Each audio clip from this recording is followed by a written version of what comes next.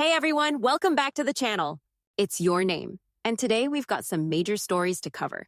President Trump is following through on his controversial tariff threats. Robert F. Kennedy Jr.'s nomination for Health Secretary is under heavy scrutiny, and North Dakota Governor Doug Burgum just became the new Interior Secretary. Stay tuned, because this episode has it all. Let's dive right in with some breaking news out of Washington. President Donald Trump has confirmed that come Saturday, he'll impose punishing tariffs on Canadian imports, despite the Canadian government's efforts to address his concerns over border security. Trump's reasoning? He's long argued that both Mexico and Canada have treated the U.S. unfairly on trade. In his Oval Office remarks, he said, "Look, Mexico and Canada have never been good to us on trade. They've treated us very unfairly on trade." He went on to add that the U.S. doesn't even need what Canada and Mexico are selling. The president stated, "We have all the oil you need. We have all the trees you need," meaning the lumber. "We have more than almost everybody in those two categories." The tariffs will be set at 20% on all imports from Canada and Mexico. Trump's rationale for this move stems from what he views as the growing issues with illegal drug trafficking and migration across the border.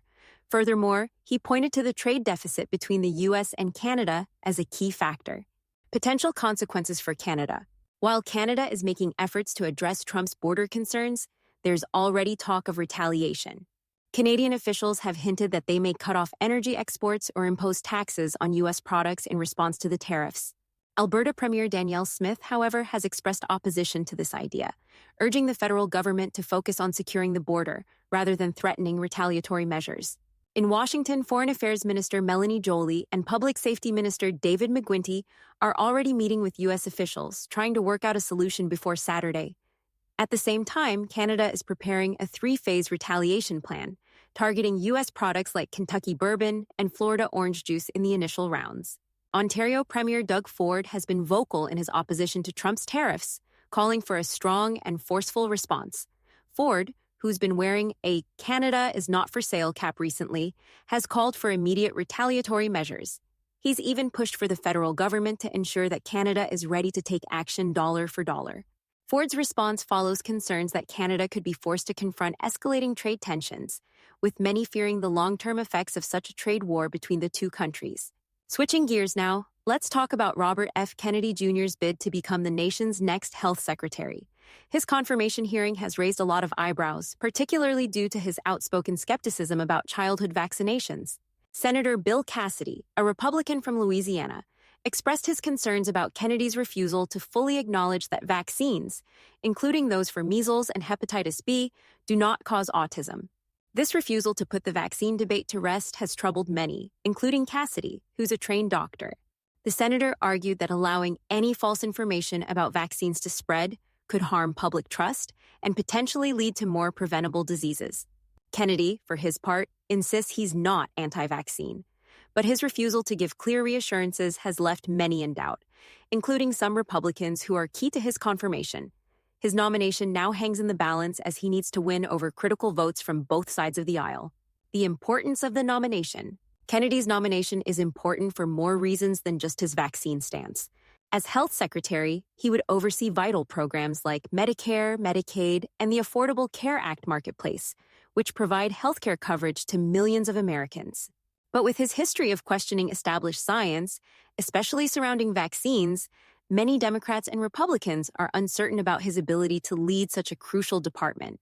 The Senate Finance Committee, which has the power to move Kennedy's nomination forward, will likely play a significant role in whether he becomes the next health secretary. It's a high-stakes moment, as Kennedy's stance on healthcare and public health could impact the U.S. health system for years to come. Doug Burgum's Interior Secretary confirmation. In another major political development, Doug Burgum, the former governor of North Dakota, has been confirmed as President Trump's new Interior Secretary. The Senate voted 79-18 in favor of Burgum, who comes from a background in the software industry and hails from a small farming community in North Dakota. Burgum's confirmation comes as Trump continues to push for U.S. energy dominance, and Burgum's directive will likely focus on expanding fossil fuel production, particularly from public lands. He's already been a strong advocate for the energy sector during his time as governor, and now, as Interior Secretary, he will play a key role in shaping U.S. energy policy. Environmentalists, however, have raised concerns about the potential impact of Burgum's policies, fearing that further fossil fuel expansion will contribute to climate change and environmental degradation. President Trump's FBI director nominee, Kash Patel. During his Senate confirmation hearing this week, Patel made a bold pledge to end what he called the FBI's targeting of Christian Americans, specifically referencing actions taken under the Biden administration. Republican Senator Josh Hawley from Missouri raised a critical question regarding the FBI's alleged actions against religious groups. He pointed to a memo that listed Catholic parishes as potential suspects and even called for the recruitment of informants within these religious institutions. Patel was quick to address the issue, confirming that he was familiar with the memo and vowed that if he were confirmed, he would immediately withdraw it, calling the actions a direct violation of the First Amendment. He also committed to investigating who authored the memo and holding accountable anyone involved in what Senator Hawley called a gross abuse of Americans' rights. Hawley, clearly frustrated, emphasized how this memo marked a disturbing turn in the FBI's practices, calling it unimaginable that such targeting could happen in the United States. He further called for an extensive investigation into the issue and discipline for those responsible.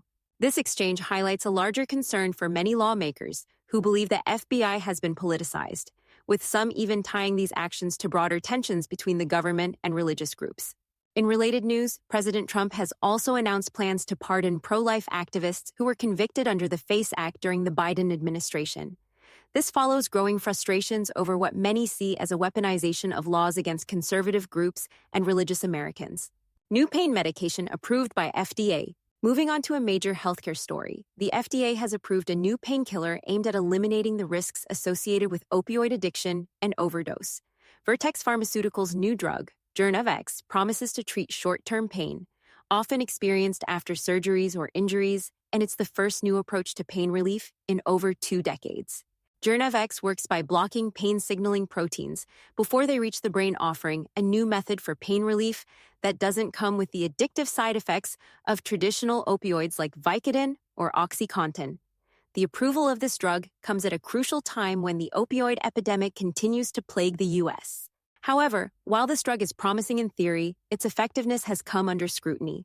Clinical trials involving more than 870 patients showed that while it did provide more relief than a placebo, it didn't outperform a common opioid acetaminophen combination pill. Despite its moderate effectiveness, the new medication's innovative mechanism of action has garnered praise from experts in the field, such as Michael Hsu from the Mayo Clinic. He emphasized that the drug's potential lies in its unique approach, which targets pain before it reaches the brain, a key difference from traditional opioids. The price for Journavex will be steep, at $15.50 per pill, which is significantly higher than generic opioids that typically cost $1 or less. This raises questions about the accessibility of the drug and whether it will gain traction in the market, especially as the opioid crisis continues to be a major health issue in the U.S. On the flip side, the drug has shown a different side effect profile, including nausea, constipation, and itching, but it does not carry the same risks of substance abuse that have plagued opioid medications. Vertex Pharmaceuticals is hoping that the success of this drug will be a stepping stone toward further breakthroughs in pain management. While this is a win for the medical community, the road ahead could be tough, as Vertex's stock took a hit recently after disappointing trial results for another drug aimed at treating chronic pain. The future of this new medication and Vertex's broader pain pipeline remains to be seen. That's all for today's news recap. Be sure to like, share, and subscribe to stay updated on these ongoing developments. Drop a comment below if you have thoughts on the FBI's actions or the new pain medication. We'd love to hear from you. Thanks for tuning in, and we'll see you next time.